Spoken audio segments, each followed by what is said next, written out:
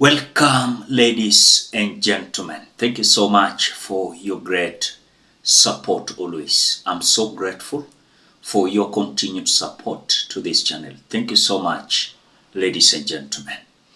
Nakwambia kimeumana as William Ruto is a terrified man as we approach the next general election 2027. Details are now emerging that William Samoei Ruto is not having faith at all with the current judiciary we are having, especially the Supreme Court, where we usually have a presidential petition. We are being told that there is a scheme of kicking out all the judges from the Supreme Court, including the Chief Justice of the Republic of Kenya, CJ Koome. Reason being, there is a possibility of a presidential petition 2027 that is likely not to favor William Samoei Ruto with his team. Presidential election held on 8th August 2017 was not conducted in accordance with the Constitution and the applicable law, rendering the declared results invalid, null, and void. Number 2, a declaration is hereby issued that the third respondent was not validly elected declared as the president-elect, and that the declaration is invalid, null, and void. Third, an order is hereby issued directing the first respondent to organize and conduct a fresh presidential election in strict conformity with the Constitution and the applicable election laws within 60 days of the determination under Article 143 of the Constitution. Remember, William Ruto is planning to rig election because he believes that the ground is hostile to him. And the only option he's having is to come out and identify areas where he's going to use to rig election for him to be declared a winner and a second-term president of the Republic of Kenya. It is not my words. You had even a close ally of William Samoei Ruto, Oscar Kipchumba Sudi, saying that if the votes of William Ruto is not going to add up, they are going to add more votes for William Ruto to ensure that he is going to win. As you know very well, that the judges from the Supreme Court, for example, we are having Justice Lenaola, who is coming very clear that if the system of, or rather the wall of the Supreme Court system went down during the impeachment of Rigathi Gachagua, what do you expect? Those of you who followed the Rigiji saga will remember that at some point the judiciary website, the online filing system went down. I want you to carry this question into 2027. Why did that online platform collapse? Why did the firewalls that we created before 2022 suddenly become vulnerable? And imagine what may happen in 2027. I will say no more, but think about it. Before we continue, ladies and gentlemen, as you always do, ensure you like the video. When you like the video, you automatically support the work that I'm doing in this channel. Because sometimes you watch and you forget liking the video. So this is just a reminder. As you watch, ensure you like the video. Thank you so much for that like. As if the statement of Justice Lenaola is not enough about what we should expect 2027 to come, and you know very well who is William Ruto, is coming out to say that he is not terrified to remind the government of the day that if the impeachment of Rigathi Gachagua took just 2 weeks and it was over, What about other issues that should be done faster? This is what Lenaola said. To be tabled in Parliament. I don't understand why our Parliament, and by the way, I'm one of those judges who is not limited in expressing my mind. So you not expect me to say Parliament has done wrong, the President has not done. I speak my mind because I don't understand why, for example, we are busy passing legislation very quickly on other subjects that are politically important, but we don't look at what is extremely important for this country. The Electoral Commission. How can a country like ours stand on its feet if it does not have an Electoral Commission? Elections are in 2027. This is 2024.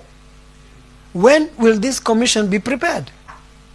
But why don't we use social media to impact on legislation? Why don't we, for example, have a hashtag, appoint IEBC, now, and spread it? Those who have opportunity will actually follow it, and they will do something. Why is social media, why is the IEBC not being constituted? Because Azimio can't appoint their representative to the panel. Is that something to hold a country hostage for 2 years? So how can we use social media positively to impact on legislation? So William Samoei Ruto, his scheme is to kick out the entire team from the Supreme Court.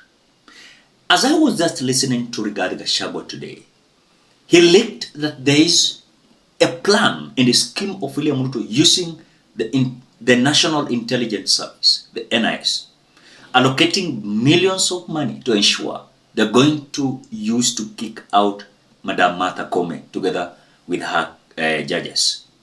And that's what Rigathi Gachagua said. I want to say that we have seen a scheme to remove Justice Martha Koome from office as Chief Justice and President of the Supreme Court. And I want to say, sisi tumesimama na Martha Koome, na hii maneno ya kumnyang'anya askari na nini ni kumuzia uoga so that she can resign. I want to ask my sister, Lady Justice Martha Koome, don't be intimidated. Don't. Stay put. You are doing a good job. Continue making sure that this is a country of the rule of law and constitutionalism. There is even a bigger scheme to dismantle the Supreme Court ahead of the 2027 elections. A budget has been set aside through the National Intelligence Service, and all those petitions you are seeing against Justice Martha Koome, against judges of the Supreme Court, is the machinations of the state, because they would like to put a Supreme Court, a bench that is amiable to what those in power want. Tuseme ya kwamba we cannot accept, and we want to ask the international community to keep an eye on Kenya. Because Parliament has been captured, the opposition has been neutered. If now they capture the judiciary through the removal of Martha Koome and the Supreme Court judges, this country will slip into a dictatorship. So we want to ask the international community to keep an eye on Kenya, and we want to ask the people of Kenya to be alert. Na hiyo maneno yote ya kumtoa Martha Koome tunajua ile napangwa. Na inapangwa vile ilipangwa ya kutoa Rigathi Gachagua. It's a script ilikuwa imepangwa. Toa Rigathi Gachagua, ukishamtoa panga sasa toa Martha Koome, toa huyu.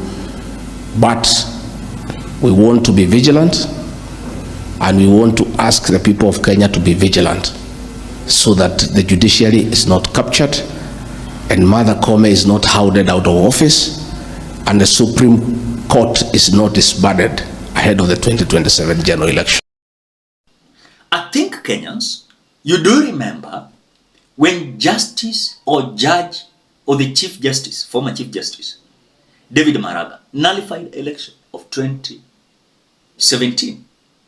There is a possibility of William Ruto rigging election. Then wakienda pale, itaonekana wazi William Ruto aliiba kura. Itaonekana wazi. na the entire judges will anonymously support the nullification of the 2027 general election, especially presidential election. They will nullify. And so William Ruto wants a new thing, because already the hostility is spread in the judiciary, and they do understand the man called William Ruto. Wanamjua. Hata wale wenye William Ruto aliwafavor kwa weka kwa judiciary, wanajua William Ruto ni nani. So hii scheme unaona hii inazunguka hii yote ni kuhakikisha kwamba Martha Koome is not going to be there with these judges, because it's not going to be on their favor. It is not going to favor them. And so in judiciary, they want those who are going to favor them. In IEBC, they want those who will favor them. Yes. But listen, the unity of Kalonzo Musyoka, Fred Matiang'i, George Natembea, Eugene Wamalwa, Jimmy Wanjigi, Martha Karua, Uhuru Muigai Kenyatta, Rigathi Gachagua, I don't see William Ruto akishinda. I don't see. Secondly, there is a scenario that has been there for longest period of time. Election imekwanga against Raila Amolo Odinga. This time round, the election will be against William Ruto, because for the first time, Raila Amolo Odinga is not going to be there on the ballot. Can I tell you whatever the scenario is going to be? You will find that someone atakuwa make decision. Wale wenye unasikianga percentage, kuna percentage kubwa ija make decision. Watafika pale, waone jina ya Ruto na Kalonzo Musyoka. Ai mtu ataanguka, atasema wacha nimwekee Kalonzo Musyoka. Hii mtu ametupangia, ametengea, ametufanyia vituko, wacha tuwekee Kalonzo. So you will find that the second candidate, apart from William Ruto, atakuwa na sympathy votes more. Because no one is now trusting William Ruto. Now I'm telling you today, nasema ni kama jokes na ni serious. You'll be shocked if William Ruto will get even 5 million votes. Itakuwa mingi hata. The man will even get 4 million or even 5 million. Ikienda sana. 5 million ikienda sana. Labda wapange kuibaiba which Kenyans watakuwa wamechoka. But they will do what they can do. But already everyone is furious. Ukienda judiciary wamechoka. Ukienda legislature sasa hivi wameanza kupani kwa sababu the next general election itakana warudi kwa ground wa campaign, na ni ground ni hostile. Nani atawapigia kura? So ni kunoma. And that is the plan of William Ruto come 2027. Already he's preparing himself. And that is why unasikia anaongea chafu chafu. Sema oh sijui hii na hii, maneno chafu. A whole president talking things that you might even ask yourself, is this president normal in his head? Ladies and gentlemen, what do you think? Drop your opinion at the comment section below. Otherwise, thank you so much because of your great support. Please consider subscribing, liking, commenting, and sharing this video. Bye bye till we meet in another video.